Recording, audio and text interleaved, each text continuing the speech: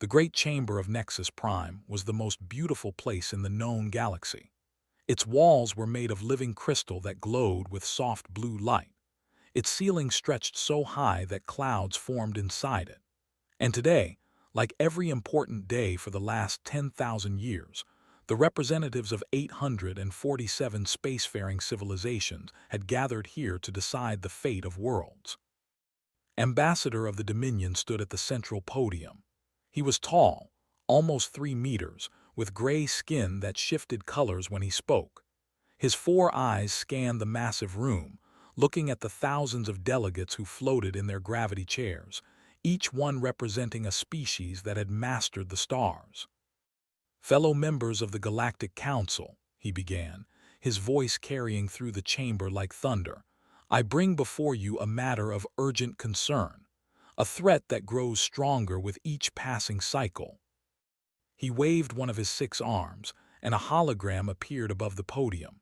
It showed a small blue planet, mostly covered in water, spinning slowly in the darkness of space. "This is Earth," said, "home to a species called humans. They exist in a small system on the outer edge of the galaxy, far from our trade routes and our concerns. For many cycles we have ignored them. This was a mistake." The hologram changed. Now it showed humans. They looked strange to most of the council members. Only 2 arms, only 2 eyes, soft skin with no natural armor. They seemed weak, fragile, like prey animals. But then the images changed again. The council watched footage of human wars. They saw explosions that turned cities to ash. They saw weapons that split atoms and created fire hotter than stars. They saw soldiers fighting in mud and blood, killing each other with a fury that made even the warrior species uncomfortable. "They call this World War II," explained. "It happened less than 100 of their years ago. They killed 60 million of their own kind in just 6 years, not for resources, not for survival, for ideas, for pride, for revenge." Murmurs spread through the chamber. 60 million dead for ideas. Many species had never lost that many in their entire history of warfare. The footage continued. Nuclear explosions, chemical weapons, torture, genocide. The humans seem to have an endless creativity for causing pain. "They are approaching faster than light capability," continued. "Our scientists estimate they will achieve it within 50 to 100 cycles. When they do, they will spread across the galaxy like a disease. They will bring their violence, their hatred, their endless wars to our peaceful systems." He paused, letting his words sink in.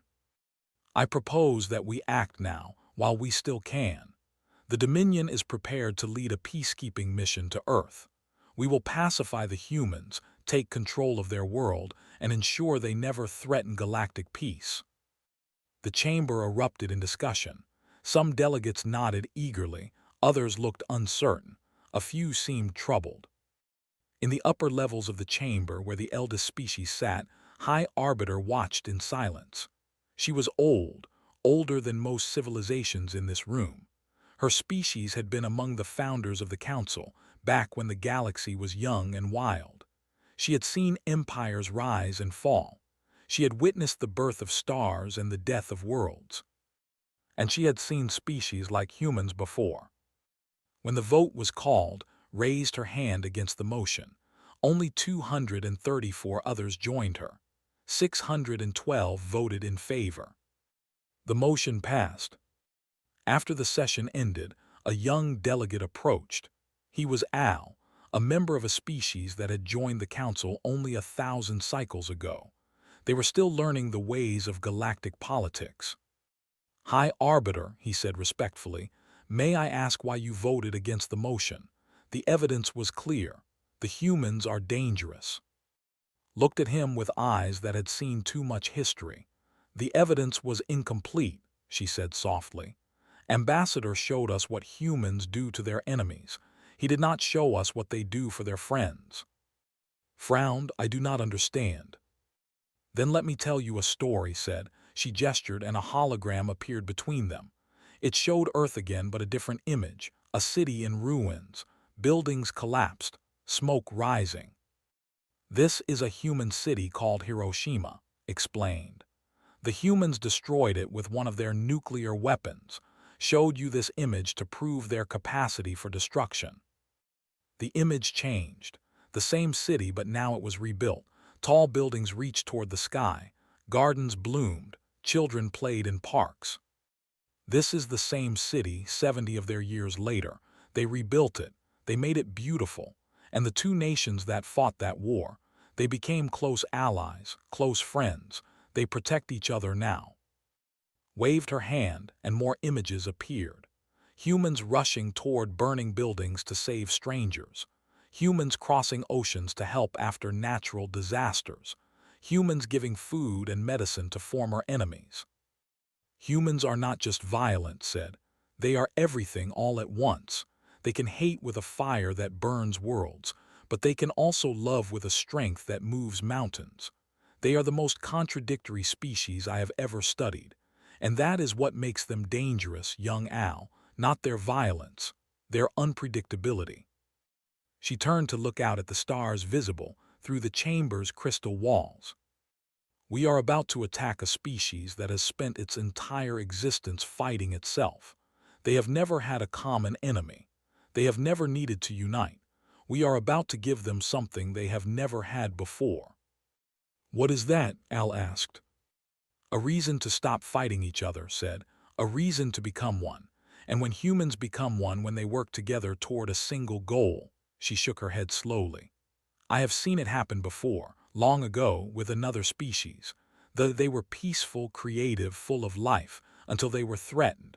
Then they became something else, something terrible, something unstoppable." "What happened to the—" "They won," said simply. "They defeated their enemies so completely that nothing remained. And then, having tasted war, they could not stop. They destroyed themselves in the end, but not before they had burned 100 systems to ash." She looked at Al with something like pity in her ancient eyes. "I do not know if humans will follow the same path. Perhaps they will be different. Perhaps they will be better, or perhaps they will be worse. But I know this with certainty. The fleet that is preparing to jump to Earth, with its 40 dreadnoughts and 200 cruisers, with its millions of soldiers and its advanced technology. They think they are going to pacify primitives. They think this will be easy." Began to walk away, her footsteps echoing in the now empty chamber. "They are wrong, and by the time the Council understands what it has done, it will be far too late to undo it." 3 days later, the Third Expeditionary Fleet jumped toward Sol system. The Council settled in to watch what they expected to be a routine subjugation. They had no idea what was coming. Fleet Commander Horn stood on the bridge of his flagship, the Eternal Dominion, and looked at Earth through the viewing screen. It was a pretty planet, he had to admit. Blue oceans, white clouds, green landmasses. It reminded him of pictures he had seen of his own, back before his people had industrialized it. "Status report," he ordered. His second-in-command, a younger officer named Al, checked the sensor readings. "We have entered orbit without detection, Commander. The humans have primitive satellites, but none of them noticed our approach. Their most advanced spacecraft is currently sitting on the surface. It has not flown in several of their years." Horn allowed himself a small smile. This was going to be easy.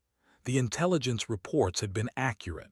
Earth was a planet divided into almost 200 separate nations, all of them suspicious of each other, many of them actively hostile. They had weapons that could destroy cities but no way to reach beyond their own atmosphere. "Begin standard pacification protocol," he ordered. "Disable their satellite network. Broadcast surrender demands on all frequencies, and prepare the demonstration strike." "Yes, Commander. Target for demonstration." Horn studied the planet's surface. Standard protocol called for destroying an unpopulated area to show the natives what the fleet was capable of. Something visible, something dramatic, but without civilian casualties. That made later occupation easier. "There," he said, pointing to a large yellow-brown area in the northern part of one of the continents. Their data calls it the Sahara Desert. No significant population, no strategic value, but it is large enough that the entire planet will see what we can do. The weapons officer nodded and began charging the main cannon. On Earth, the first sign of the invasion came when every satellite went dark at the same moment. Television screens flickered, GPS systems failed, cell phones lost their signals. For a few minutes, confusion spread across the planet. Then the message appeared. It showed on every screen, every device, every system that could receive a signal. The face of Fleet Commander Horn, translated into every human language. People of Earth, this is Commander Horn of the Dominion, speaking on behalf of the Galactic Council. Your planet has been selected for integration into the galactic community. Resistance is not recommended. To demonstrate our capabilities, observe. At that moment, a beam of light shot down from the sky and struck the Sahara Desert. The sand turned to glass. The glass melted into vapor. A crater 200 kilometers wide appeared where dunes had stood for millions of years. The heat was so intense that it could be felt in Cairo, 1,000 kilometers away. When the light faded, silence fell across the entire planet. On the Eternal Dominion, Horn waited for the expected response. He had done this before on 4 other worlds. The pattern was always the same. First, shock, then panic, then attempts to fight that would fail immediately, and finally surrender. The whole process usually took less than a planetary rotation. He waited. 1 hour passed, then 2, then 6. "Commander," Al said, his voice uncertain, "we are receiving transmissions from the surface. Surrender offers." "No, Commander, they appear to be talking to each other." Horn frowned. "Explain." "Their military forces are communicating.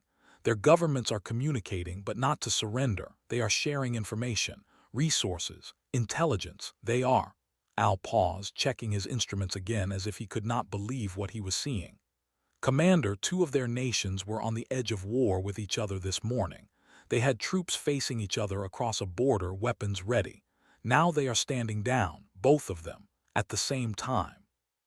Perhaps they are surrendering to each other." "No, Commander, they are cooperating. Their leaders are speaking directly. They are sharing defense data. They are moving their forces not to attack each other but to—" He stopped. "To what?" "To form a unified defensive line, together." Horn stared at the screen. This was not normal. This was not how primitive species responded to superior force. They should be fighting each other even harder, trying to make deals with the invaders, offering to betray their neighbors in exchange for mercy. That was how it always worked. "Perhaps they are slow," he said, trying to convince himself. "Perhaps they have not yet understood their situation. Broadcast the surrender demand again. Tell them they have 1 planetary rotation to submit, or we will target their population centers." The message was broadcast. The humans received it. Horn waited for the panic to begin. Instead, the transmissions from the surface increased. Scientists in different nations began working together, sharing research that had been secret for decades. Factories that had been producing consumer goods began producing weapons. Military officers who had spent their careers preparing to fight each other began planning together, as if they had been allies their whole lives. And then something strange happened. The humans started transmitting to the fleet, not surrender offers, not pleas for mercy, questions. They wanted to know about the ship's technology, about its power systems, about its weapons and shields and engines. "They are probing us," Al said, wonder in his voice. "They are trying to learn how our ships work." "Impossible. They are primitives. They cannot understand our technology." "Perhaps not yet, Commander, but they are trying."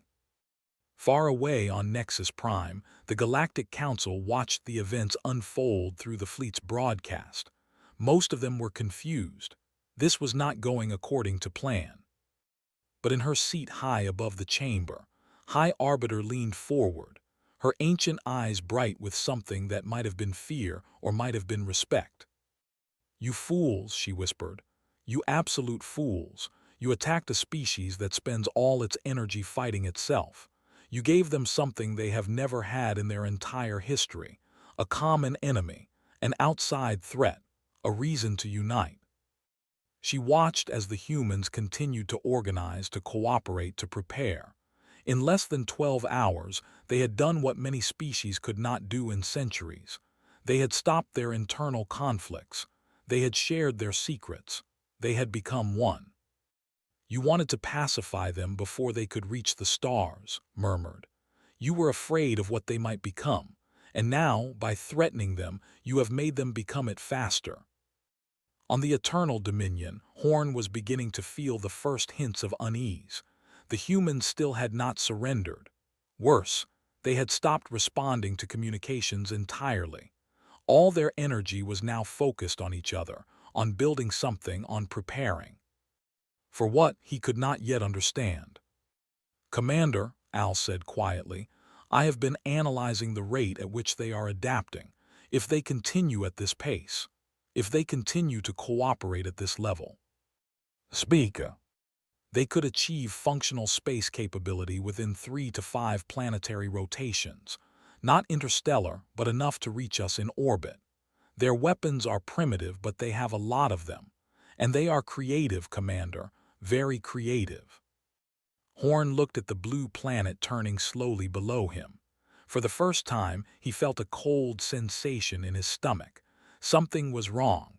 This was not going the way it was supposed to go. But he was a fleet commander of the Dominion. He had conquered worlds before. He would conquer this one too. "Prepare ground forces," he ordered. "If they will not surrender, we will take their planet by force, deploy the landing craft." It was the biggest mistake of his life. But he would not understand that until it was far too late. 3 months after the first beam struck the Sahara, the Dominion controlled Earth's orbit. Their ships circled the planet like a net of steel. Nothing could escape their sensors. Nothing could reach space without their permission. But on the surface, the situation was very different. Commander Horn stood in the command center of Forward Base 7, looking at the reports coming in from across the planet. They were bad. They were all bad. "How many did we lose today?" he asked quietly. General Al did not meet his eyes. 412 soldiers, Commander. Another 200 wounded. We lost 3 gunships and a transport." "To what?" "An attacks. In the region they call Europe, a group of humans used chemical explosives to collapse a bridge while our convoy was crossing. In the Asian territories, someone found a way to hack our communication frequencies and broadcast false orders. Our troops walked into an ambush. In the Americas," Al paused. "In the Americas, a single human female destroyed one of our supply depots. She was 93 years old, Commander. She used a vehicle filled with fuel and explosives." Horn closed his 4 eyes. When he opened them again, he looked very tired. "We have conquered a dozen worlds," he said. "We have species with technology far beyond these primitives. How is this happening?" Nobody had an answer. The truth was something they were only beginning to understand. Humans did not fight like other species. Other species fought to survive, to protect territory, to gain resources. When they were clearly outmatched, they surrendered. It was logical. It was sensible. It was what any intelligent being would do. Humans did not do this. Humans fought because they were angry. They fought because they were proud. They fought because their grandparents had fought and their grandparents' grandparents had fought, and fighting was woven into their very blood. They did not calculate odds. They did not measure their chances. They simply refused to submit. And they were creative, so terribly, horribly creative. In Seoul, a teenager named Park One figured out that plasma rifles had a weakness. Their power cells operated on a specific frequency. If you broadcast a counter frequency at exactly the right wavelength, the cells would overload and explode. One built a device to do this using parts from old cell phones and a broken radio. Within a week, The design had spread to every resistance cell on the planet. In Lagos, a grandmother named organized a network of 3,000 spies. They were children, old women, disabled people, anyone that would overlook. They watched everything. They reported everything. They mapped every patrol route, every supply line, every weak point in the alien defenses. In Moscow, a former engineer named figured out how to turn captured hover vehicles into flying bombs. He could not control them precisely, but he did not need to. He just needed them to fly toward enemy positions and explode. Every day the humans learned something new. Every day they adapted. Every day they found another way to kill. They tried everything. They used biological weapons. The humans got sick, many died, but the survivors developed immunity. Their children were born with resistance to the diseases. They used EMP pulses to disable human electronics. The humans simply went back to older weapons. Guns that used chemical propellants. Bombs that did not need electricity. Blades that had no components to disable. They tried orbital bombardment. They destroyed entire cities. The humans did not surrender. They dug deeper into the earth, built bunkers, moved their resistance underground. You could not bomb what you could not find. On Nexus Prime, the Galactic Council watched with growing horror. This was not supposed to happen. This was not how primitives behaved. They adapt too quickly, one delegate said, his voice trembling. We hit them with neural disruptors yesterday. Today they are wearing helmets lined with metal that blocks the effect. How did they figure that out so fast? They share information, High Arbiter said. She had been watching in silence for weeks, her expression unreadable. A human on one continent learns something, and within hours, humans on every other continent know it too. They have built communication networks we cannot disrupt. They pass messages through methods we do not understand. Codes hidden in music. Signals buried in ordinary broadcasts. They are all connected. They are all learning together. Then we will destroy their networks. You cannot destroy what you cannot find, and even if you could, shook her head slowly, even if you could, it would not matter. They would find another way. They always find another way. Back on Earth, something was happening that they had not expected. The humans were not just defending. They were building. In hidden factories beneath mountains, human engineers worked on captured technology. They did not understand most of it, not yet, but they were learning. They took apart alien engines and tried to figure out how they worked. They studied energy weapons and tried to build their own. They died from accidents, from explosions, from radiation they did not know was dangerous. But they kept trying, they kept learning, they kept building. And then, 9 months after the invasion began, the first human spacecraft rose from a hidden launch site in the mountains of South America. It was ugly. It was barely functional. It was held together with welds and prayers and desperate hope. But it flew. It reached orbit. And before the cruiser could destroy it, the pilot aimed his craft directly at the alien ship and accelerated to maximum speed. The human ship was small. The cruiser was massive. The impact should not have done significant damage. But the human pilot had packed his ship with every explosive the resistance could spare. When he hit the cruiser, he hit it like a bullet filled with fire. The cruiser did not explode, but its shields failed. Its engines went dark. It began to drift, helpless, as human missiles from the surface, primitive chemical rockets that the had ignored as useless, slammed into its hull one after another. When the cruiser finally broke apart, celebrations erupted across Earth. For the first time, humans had destroyed an enemy ship in space.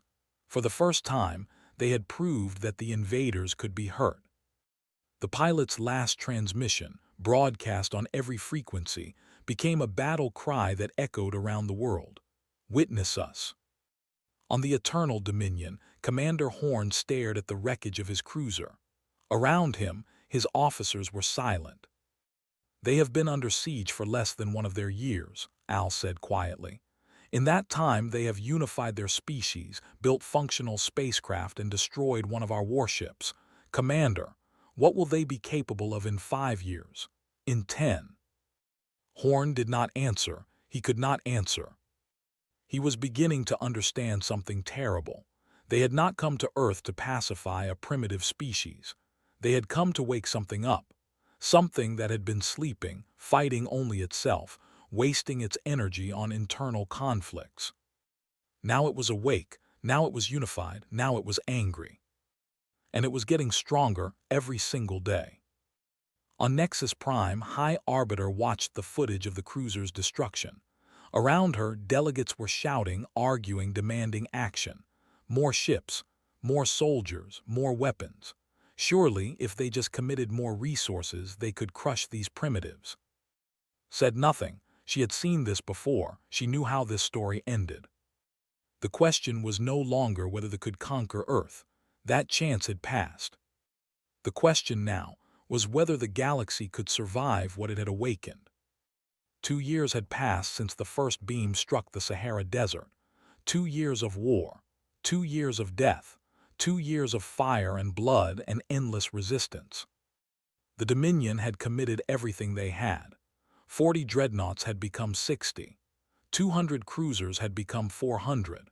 They had called in allies, peacekeeping forces from 6 other council species, all of them eager to help crush the human rebellion before it could spread. It was not enough. Earth was a nightmare. Every city was a fortress. Every street was a trap. Every human, from the youngest child to the oldest elder, was part of the resistance. They could not be bribed. They could not be threatened. They could not be broken. And now, for the first time, they were reaching beyond their world.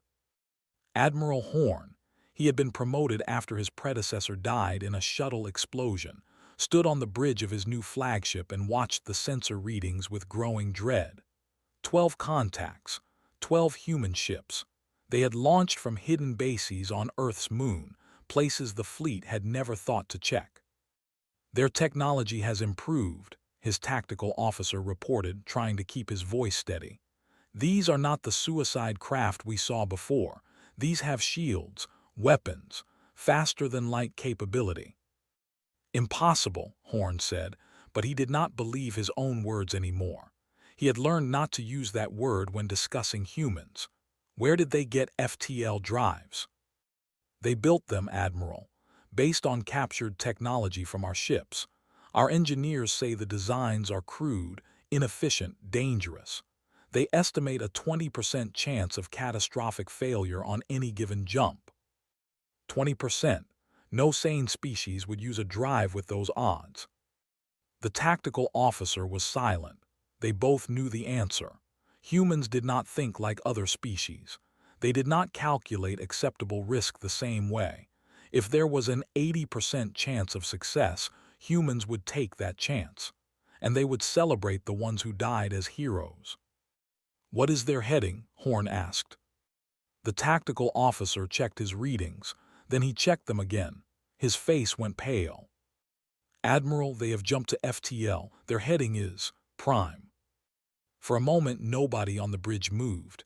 Nobody spoke. Prime, they're the heart of their empire, the place where their families lived. Get me a communication channel to the, Horn ordered, his voice barely above a whisper. Now. But it was already too late. The 12 human ships emerged from FTL in the home system. They were immediately surrounded by the defensive fleet, hundreds of warships that guarded the most important world in the Dominion. The humans were outnumbered more than 20 to 1. They attacked anyway. The battle was short and brutal. The humans did not try to fight the entire fleet. They did not need to. They had one goal, and they pursued it with the single-minded determination that had come to define their species. They broke through the defensive line. They lost 4 ships doing it. They lost 2 more in the atmosphere. 2 more were destroyed before they reached their target. But 4 ships made it. 4 ships reached the capital city. They did not drop bombs. They did not fire weapons. Instead, they broadcast a message. Every screen on Prime showed the same footage. The Sahara strike, soldiers killing human children, the council vote that had authorized the invasion, 2 years of atrocities documented and preserved. And then a human voice spoke, translated into perfect language. We know where you live now. We know where the council meets. We know everything. Remember what you did to us. Remember what you chose. This is not a threat. This is a promise. We are coming. Then the four ships uploaded a final piece of data, the coordinates of Nexus Prime itself, the location of the Galactic Council, the heart of galactic civilization. Humanity knew where it was. The four ships were destroyed moments later, but the pilots died with laughter on their lips. They had completed their mission. They had proved that Earth could not be contained. They had shown the galaxy that humanity could reach anywhere, strike anywhere, hurt anyone who hurt them. On Nexus Prime, panic erupted. The council chamber descended into chaos. Species that had supported the invasion began withdrawing their forces. Those who had sent peacekeeping troops demanded their soldiers back. Alliances that had lasted thousands of years shattered in hours. Ambassador, the representative who had first proposed the attack on Earth, was found dead in his quarters 3 days later. There was no sign of violence, no evidence of poison, just a body and a single word written on the wall in a substance no one could identify. Remember. How the humans had reached him was never discovered. Perhaps they had not. Perhaps the stress had simply killed him. Perhaps one of his own people, fearing human revenge, had decided to remove a target. It did not matter. The message was clear. No one was safe. No one was beyond reach. High Arbiter requested an emergency session of the full council. When she spoke, her voice was calm but heavy with sorrow. "You were warned," she said. "I warned you 2 years ago when you voted for this war. I told you what would happen. I told you that you were not attacking primitives. You were waking something that had been sleeping." She looked around the chamber at the frightened faces of 1,000 species. For all their history, humans have fought only themselves. They have wasted their energy on internal conflicts, on petty wars, on disagreements that meant nothing. They never had a reason to unite. They never had a common enemy. You gave them one. You gave them us. She raised one ancient hand and pointed at the viewing screen, where Earth hung in the darkness of space. In 2 years, they have done what most species cannot do in 200. They have unified. They have built a space fleet from nothing. They have developed faster-than-light travel. They have struck the heart of an empire and proved they can reach the council itself. And they are just beginning. Lowered her hand. "Now you know what it feels like," she said. "Now you understand what it means to be afraid. The humans have lived with that fear their entire existence. They evolved on a world where everything tried to kill them. The predators, the weather, the diseases, each other. And they survived. They thrived. They became the most dangerous thing on their planet." She paused, letting the words sink in. "Now they are becoming the most dangerous thing in the galaxy. And we made them that way. Every death, every atrocity, every cruelty our forces have committed has only made them stronger, more united, more determined, more angry." A delegate from a minor species raised a trembling hand. "What do we do? How do we stop them?" Looked at him with something that might have been pity. "You do not stop them. You cannot stop them." That possibility ended the moment the first beam struck their world. All you can do now is hope that when they come, when they stand before this council with the power to destroy us all, they choose mercy instead of revenge.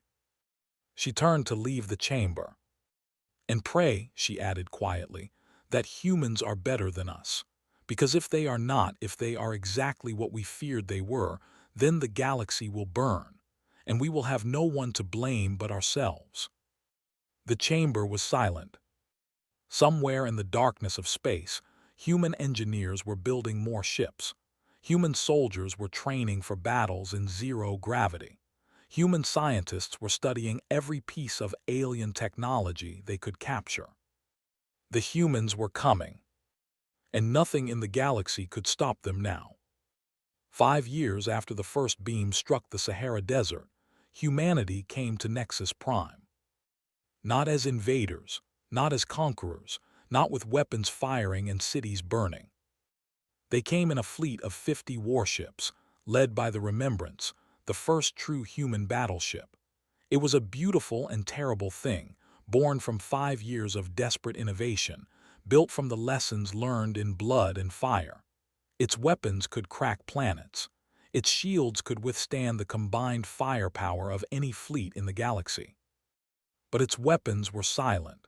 Its shields were down. The fleet held position above the great crystal chamber where the Galactic Council met, and they waited. Inside the chamber, every seat was filled. 847 species had sent their representatives, more than had ever gathered in one place before. They came because they were ordered to. They came because they were curious. Most of all, they came because they were afraid. When the human delegation entered, the chamber fell absolutely silent. There were 12 of them, soldiers, scientists, diplomats, all walking together in perfect formation. At their head was a woman named Sarah. She was 53 years old. She walked with a limp from injuries she had received fighting on the front lines during the first year of the war. She had lost her husband in the Sahara strike. She had lost her daughter in the defense of Beijing. She had lost her son in the attack on Prime. She had lost everything. And now she stood before the council that had ordered her world destroyed, and her eyes were calm. "My name is Sarah," she said, her voice carrying through the chamber. "I speak for Earth. I speak for humanity. I speak for the 7 billion who died in your war and the 5 billion who survived it." She paused, looking around at the hundreds of alien faces watching her.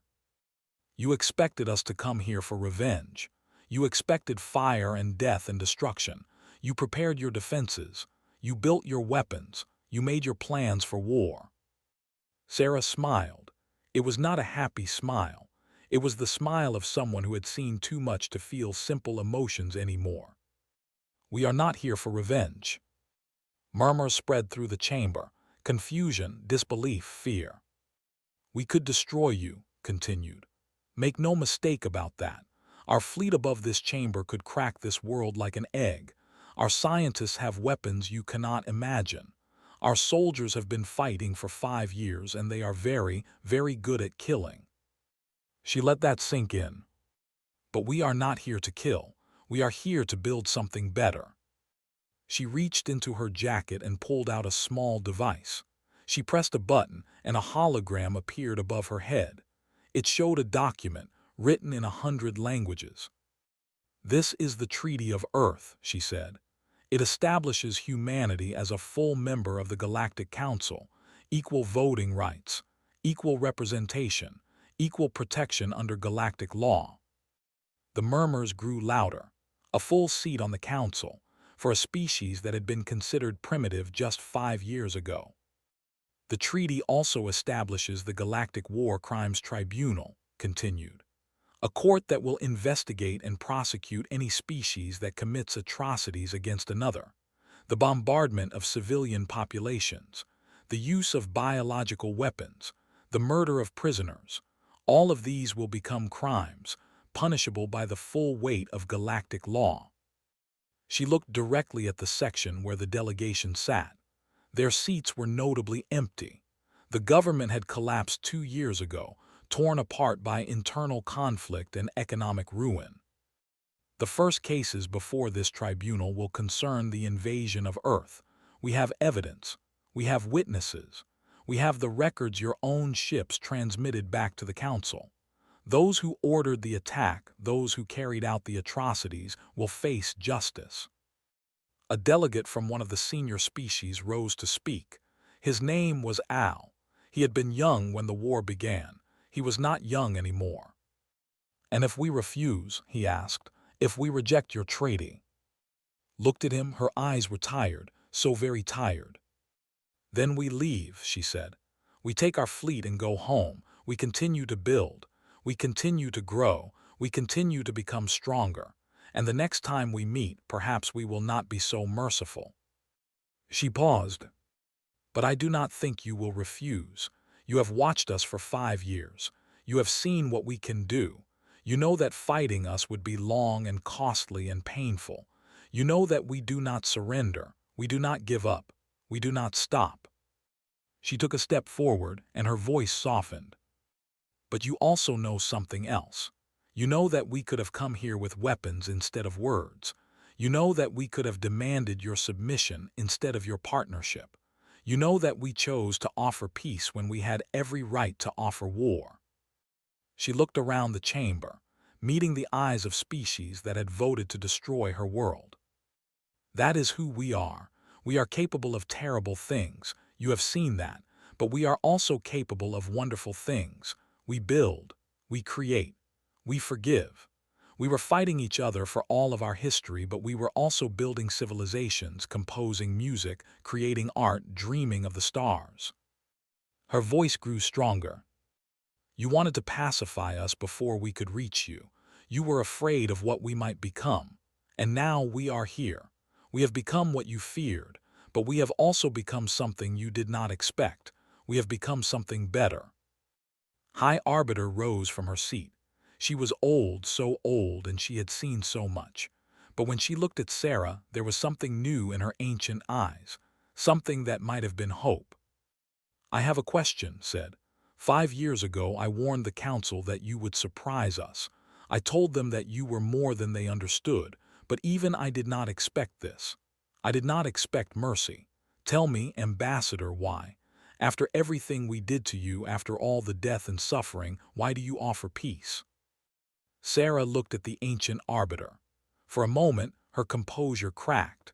For a moment, she was just a woman who had lost her family, standing in a room full of strangers who had tried to destroy everything she loved. "Because that is how you build something better," she said quietly. "Revenge is easy. Destruction is easy. We have proven that we can do those things, but anyone can destroy. Only the strong can build. Only the brave can forgive." She straightened her shoulders. "We want our children to inherit a galaxy at peace. We want our to travel between the stars without fear. We want to build alliances instead of enemies. We want to create instead of destroy. That is worth more than revenge. That is worth more than anything." The chamber was silent. Then slowly began to nod. And then Al.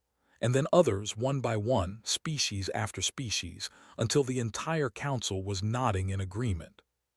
The vote was called. It passed unanimously. The Treaty of Earth was signed. Humanity had won. As the council approached, they stood together by the great crystal windows, looking out at the human fleet that hung in the darkness. "You could have destroyed us," said. "Yes," agreed.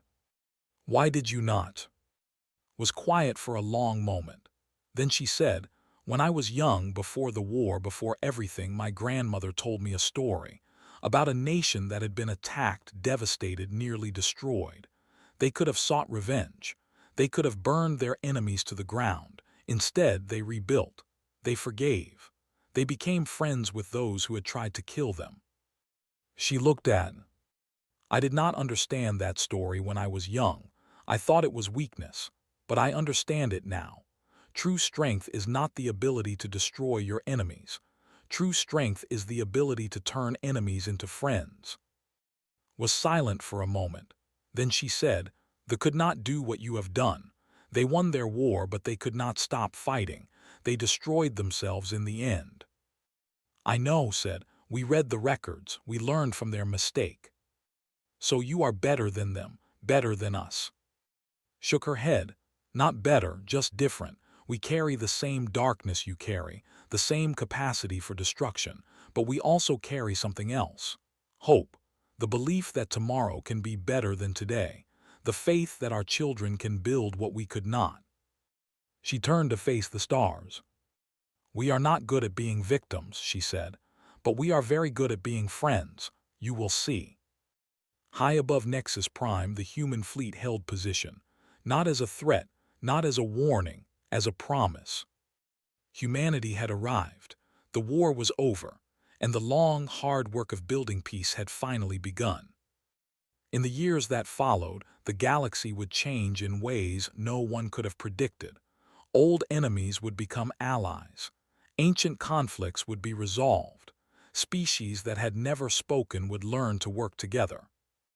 And whenever the galaxy faced a crisis, whenever there was a disaster that needed response or a conflict that needed resolution, the humans would be there, building, helping, creating. Because that was who they were. That was what they chose to be. Not conquerors, not destroyers. Friends. And the galaxy, slowly but surely, became a better place because of it.